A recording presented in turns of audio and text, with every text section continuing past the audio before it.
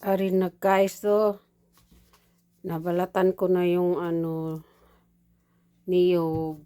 Ito yun siya. Tapos ito na binalatan ko. Kuhanin ko yung sabaw. Balatan ko to para mailagay sa rep. Kasi pag dyan, hindi kasya sa rep. Yan, ayan. Ito na yung aking mga balat. Alam nyo to guys. Parang may purpose tong balat ng niyog ba. Anong purpose dito? Gamot to sa kidney.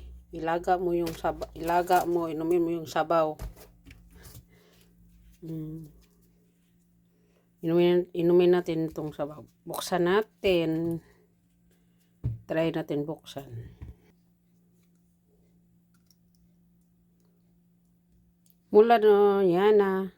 Inom tayo.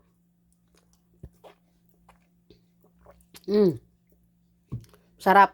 Talagang fresh na fresh niyog.